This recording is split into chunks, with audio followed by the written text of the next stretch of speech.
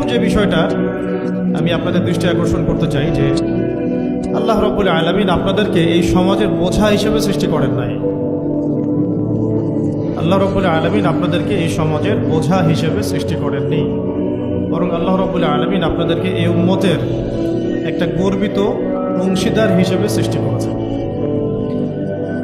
আদম আলাইহিস সালাম যখন জান্নাতে ছিলেন তখনও তার কাছে হৃদয়ের মধ্যে কিছুটা শূন্যতা অনুভব হয়েছে, যেটা আল্লাহ রাব্বুল আলামিন হাওয়া আলাইহিস সালামকে দিয়ে পূর্ণ করেছেন এবং তার বুকের পাঁজরের হাড় থেকেই তার স্ত্রীকে আল্লাহ পাক সৃষ্টি করেছেন। এবং উভয়ের প্রতি আল্লাহ পাকের নির্দেশ কিন্তু সমান ছিল। এমন না যে আদম আলাইহিস সালামকে বলা হয়েছে এই গাছের কাছেও যেও না, হাওয়া আলাইহিস সালামকে বলা হয় না, এই ব্যাপারটা কিন্তু এমন না, বরং উভয়ের প্রতি সমান আদেশ ছিল। ওয়ালা তাকরাবা হাদিহিশ শাজারা, তাকরাবা শব্দটা দ্বিবচন, তোমরা দুজনের কেউই এই গাছের কাছে যাবে না। অর্থাৎ আল্লাহ পাকের যে আদেশগুলো আসমানি কিতাবের মাধ্যমে আমাদের কাছে এসেছে, এগুলো নারী এবং পুরুষের জন্য সমান। ক্ষেত্র বিশেষে কিছু কিছু সূরতে আমলের, চলাফেরার, উসুলের কিছু পার্থক্য আছে। তো আমভাবে প্রত্যেকটা নসিহত এবং আদেশ কিন্তু নারী পুরুষ সবার জন্য সমান। আমরা যদি চাই যে বাংলাদেশের মাটিতে দিন প্রতিষ্ঠা করতে, তাহলে শুধুমাত্র পুরুষদের ভূমিকা যথেষ্ট না, কোশ্চিনকালও যথেষ্ট না। কারণ প্রত্যেকটা পুরুষই কোনো না কোনো মায়ের সন্তান, কোনো স্ত্রীর স্বামী, কোনো বোনের ভাই অথবা কোনো মেয়ের বাবা।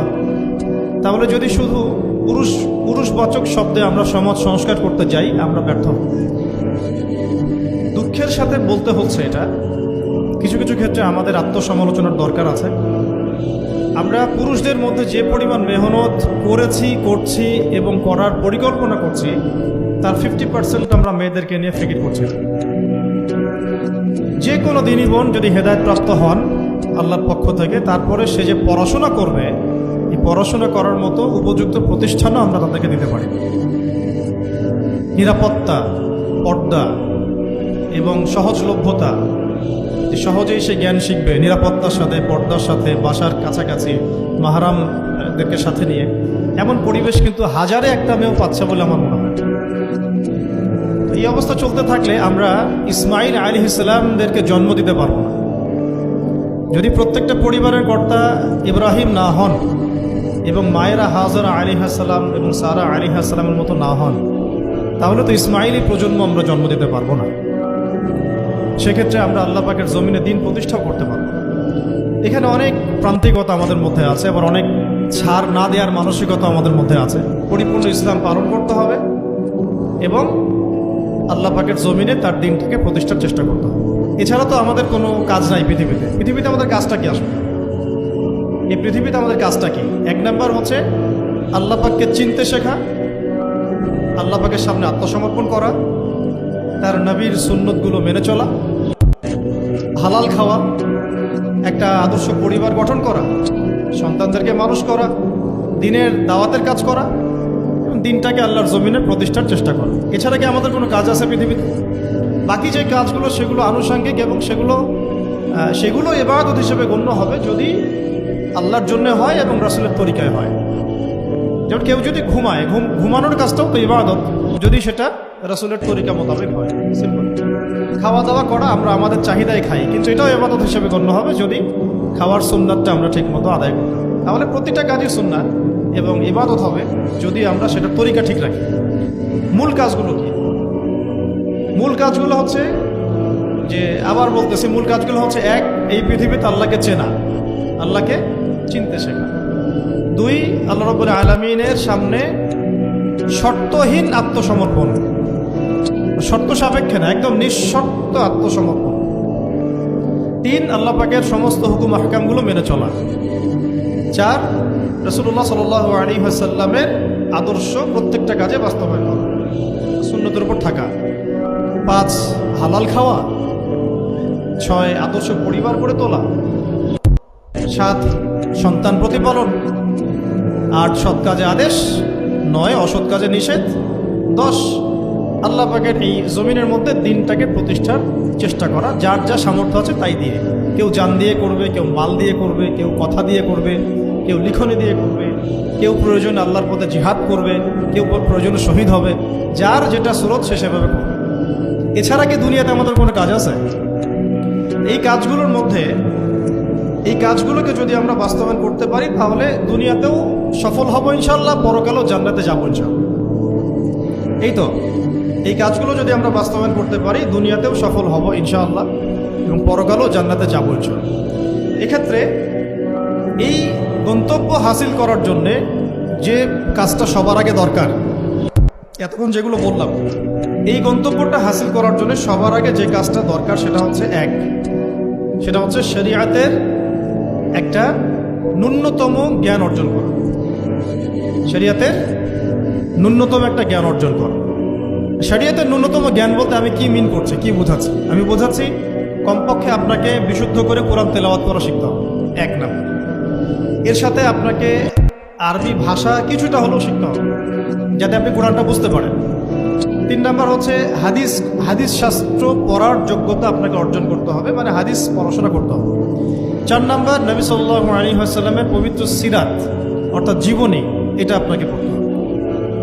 মনে থাকবে তো? লিখে নেন। 5 নাম্বার হচ্ছে, 1 নাম্বার কি বলেছিলাম? বিশুদ্ধ কোরআন তিলাওয়াত। তারপরে বলেছি আরবি ভাষা শিক্ষা করা। তারপরে বলেছি হাদিস পাঠ। তারপরে বলেছি সিরাত পাঠ। 5 নাম্বার হচ্ছে আকীদা বিশুদ্ধ করা। আকীদা বিশুদ্ধ করা। আকীদার অনেক কিতাব আছে এবং আকীদার আর অনেক দার্সও আছে, এটা নিয়ে আমরা পরে আলোচনা করব ইনশাআল্লাহ। 6 নাম্বার হচ্ছে আপনার ইসলামের ইতিহাস পড়াশোনা করতে হবে, ইসলামের ইতিহাসটা পড়াশোনা করতে হবে। 7 নাম্বার হচ্ছে ইসলামিক অর্থনীতি পড়াশোনা করতে হবে, ইসলামী অর্থনীতির জ্ঞান রাখতে হবে। 8 নাম্বার ইসলামিক পারিবারিক জীবন ব্যবস্থার জ্ঞান অর্জন করতে হবে, ইসলামিক পারিবারিক জীবন ব্যবস্থার জ্ঞান অর্জন করতে হবে। 9 নাম্বার সন্তান প্রতিপালন কিভাবে করতে হয়, ইসলামিক প্যারেন্টিংয়ের জ্ঞান অর্জন করতে হবে। 10 নাম্বার হচ্ছে যে ফিকহের জ্ঞান অর্জন করা। ফিকহ মানে হচ্ছে তুলনামূলক যে মাসলা মাসাইলগুলো না জানলে আমরা আমল করতে পারবো না, এই মাসলা মাসাইলগুলো জেনে নেওয়া, যেটাকে আমরা বলি যে ফরজে আইনের জ্ঞান, ফরজে আইনের জ্ঞান। তাহলে এখানেও 10টা পয়েন্ট বের হয়ে আসলো, তাই না? তাহলে আমার সাথে একটু রিপিট করেন। প্রথমে বলেছি ইলম অর্জনের ক্ষেত্রে আপনাকে কোরআনের আগে কোরআন দিয়ে শুরু করতে হবে, মানে কোরআন যিনি তেলাওয়াত করতে পারেন না তিনি হতভাগা। মুসলিম পরিবারে জন্মগ্রহণ করেও যিনি কোরআন তেলাওয়াত করতে পারেন না, আমি মনে করি না এই পৃথিবীতে তার চেয়ে হতভাগা কেউ আছে, আমি মনে করি না।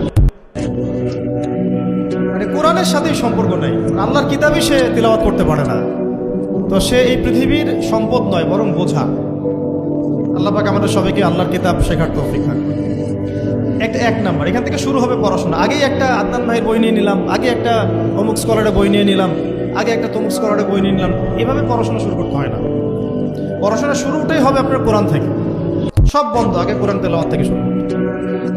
তারপরে আপনি আরবি ভাষায় আসবেন, হাদিস পড়বেন, সিরাত পড়বেন, ইতিহাস পড়বেন, অর্থনীতি পড়বেন, আস্তে আস্তে পড়বেন। এভাবে ফিকহের জ্ঞান, আকীদার জ্ঞান, সন্তান প্রতিপালন, ইসলামিক এই জীবন ব্যবস্থা বা পারিবারিক জীবন ব্যবস্থার জ্ঞানগুলো অর্জন করা। তো ইনশাআল্লাহ আমরা এই জ্ঞানগুলো অর্জনের চেষ্টা করবো তো ইনশাআল্লাহ। এখন কঠিন প্রশ্ন হচ্ছে, এখন আমি তো বললাম একটা তাত্ত্বিক কথা বললাম, এখন আপনিও জানেন আমিও জানি, এইটা আপনি এখন কিভাবে করবেন, কিভাবে করবেন, সম্ভব কিনা আপনার পক্ষে? কারণ এখানে অনেকেই, বেশিরভাগই হয়তো বা জেনারেল ব্যাকগ্রাউন্ডের মানুষ, যারা অনার্সে পড়েছেন, মাস্টার্স পড়েছেন বা এখন ফ্যামিলি লাইফে আছেন, কেউ কখনোই মাদ্রাসার দুয়ারেও যেতে পারেন না। এখন যদি আপনি এগুলো শুরু করতে চান তাহলে আপনার সামনে অপশন কি আছে? আপনি কি আবার শুরু থেকে মাদ্রাসায় ভর্তি হতে পারবেন? উত্তর হচ্ছে না। তাহলে সেকেন্ড অপশন হচ্ছে মাদ্রাসা ভিত্তিক যদি শর্ট কোর্স চালু করা হয়, সেই শর্ট কোর্সগুলো আপনাকে করতে হবে, এছাড়া তো কোনো অপশন নেই। 3 নম্বর আরও প্রশ্ন আসবে, এটা কি আপনি অফলাইনে সব জায়গায় মুভ করে করতে পারবেন? উত্তর হচ্ছে না। যদি আপনার অফলাইনে আপনার সামনে কোনো সুযোগ থাকে তাহলে তো ভালো, যে আপনার বাসার পাশে একটা মাদ্রাসা আছে বা আপনার এলাকাতে একটা সুন্দর মাদ্রাসা আছে, এটা থাকলে তো আলহামদুলিল্লাহ এবং ভালো, আমরা চাই সেটাই হোক, কিন্তু সবার ক্ষেত্রে এটা পসিবল হয়ে ওঠে না। এই কারণে অনলাইনের কোর্সগুলোর দিকেও একটু ফোকাস করতে পারেন, যাতে ঘরে বসে পর্দার সাথে আপনি কোর্সগুলো করতে পারেন। 4 নম্বর পয়েন্ট হচ্ছে, এই কোর্সগুলো করলেই আবার সব শেখা যায় না, কারণ অনলাইনের কোর্সগুলো তো আপেক্ষিক, এগুলো সব সামনাসামনি বসে তো পড়ানো হয় না, এই কারণে ইফেক্টটা আসে না। এই যে সামনে বসে লেকচার দিচ্ছে, এটার যে ইম্প্যাক্ট, এটা অনলাইন লেকচার